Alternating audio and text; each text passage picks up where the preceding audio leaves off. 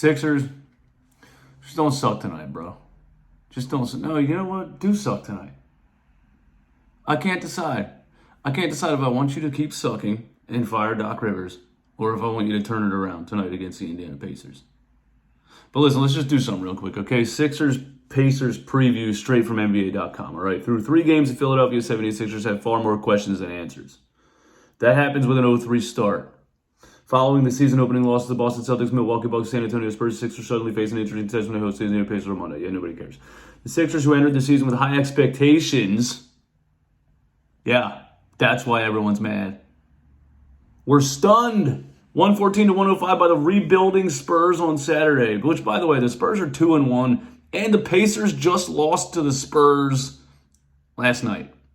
Keep that in mind. Maybe the Spurs aren't as bad as we're making them sound. I know Spurs fans keep jumping in the comments talking about, yo, so-and-so is the real deal. This guy, Vessel and Johnson. And maybe they're right. Or maybe the Sixers are frauds. But anyway, let's continue. In the offseason, the Sixers tweaked their... Okay, we have a lot of work to do, Philadelphia 76ers head coach Doc Rivers said. I mean, what'd you guys do in the offseason? What'd you do in training camp? To be 0-3 with this team that was supposed to be, a championship contender, we have a lot of work to do. Okay. In the offseason, the Sixers tweaked their roster with the additions of Anthony Melton, Daniel House Jr., Montrezl Harrell, and P.J. Tucker, who have all been bad so far. Not only does this team seem to be lacking chemistry, they've been dealing with All-Star Joel Embiid's newly disclosed plantar fasciitis that was hidden from us all offseason, and then you come out slow looking like garbage and you want to tell us you know how it goes.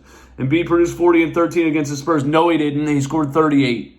All right? The last bucket with 20 seconds left, down 10 to the Spurs, does not count. You had 38. I'm not going for 40. I saw right through that BS. I'm still trying to work my way back, but coming into training camp, I hadn't done anything in 2 months. So it really slowed me down, but I'm still trying to work my way back, and hopefully everything goes back to normal. Why didn't you tell us this in the summer? Why didn't you tell us this at Media Day? Why did you lie to the fans?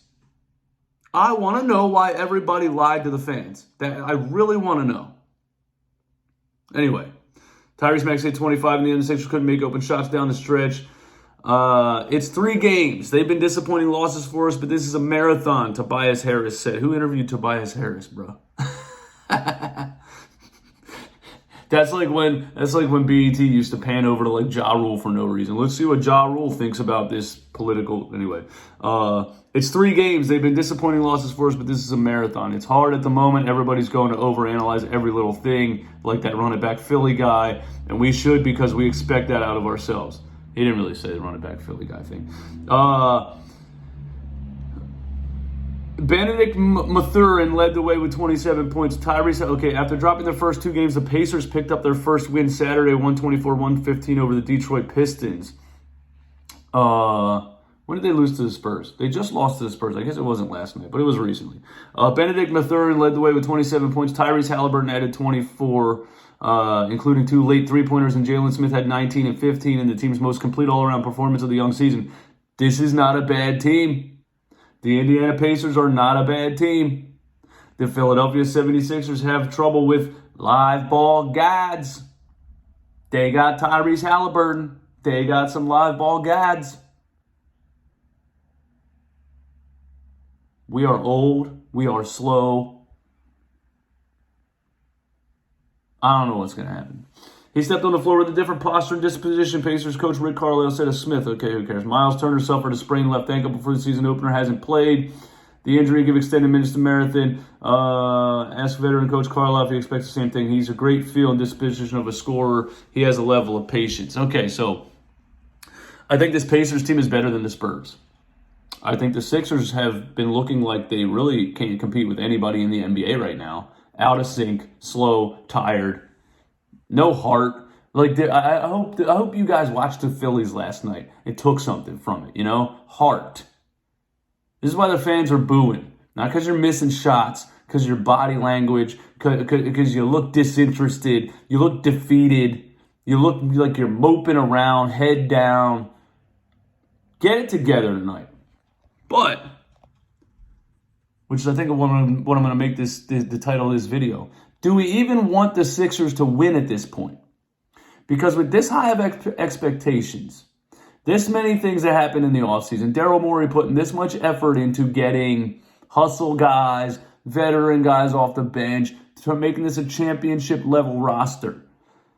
Starting the season this bad could get rid of the one thing that we all want to get rid of, and that is Doc Rivers. Now, there's a few Doc Rivers defenders that keep coming in the comments, which is insane. YouTube keeps reminding me that there is fans of anything out there. All right, I did not know there was Doc Rivers fans on the planet that would come into my comments and say, this is not Doc Rivers' fault. This is Doc Rivers ain't out there missing shots. Nobody in the city of Philadelphia likes Doc Rivers. Nobody wants him here. We haven't wanted him here since the first year when we heard him go out there arguing with the media, telling us Ben Simmons does this, does that, does this, does that, and doesn't have to score. It's a weird situation right now with Doc Rivers because nobody in the city wants him. Everybody across the NBA knows he's the most deflating, refusing to adjust coach in probably NBA history with the most 3-1 losses in NBA history. So answer in the comments for me. Answer me in the comments. Do we want the Sixers to win? Or do we want the Sixers to keep losing, to continue to put pressure on this organization to take action? Because you spent a lot of money. James Harden sacrificed could have had a bigger contract. James Harden apparently did so much work in the offseason physically that he's back in shape. He's back at an all-star level. This is getting to the point where there's only one thing left. And as you continue to lose, it continues to become clear that, once you eliminate all of the possibilities, okay, we didn't have a deep enough bench. Okay, we didn't have any dogs. Okay, we didn't have any veteran players. We didn't have any hustle guys. Okay, we didn't have this, we didn't have that. We got all of that. And we're still disappointing.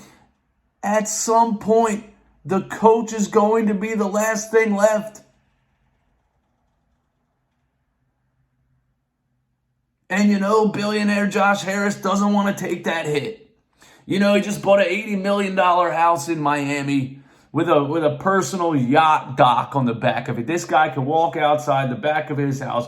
Well, probably doesn't even walk. He probably rides some electric damn weird thing that somebody else set up for him in his Gucci slippers, and an assistant picks him up, puts him over his shoulder, and puts him on his yacht. He's so rich he doesn't even have to walk.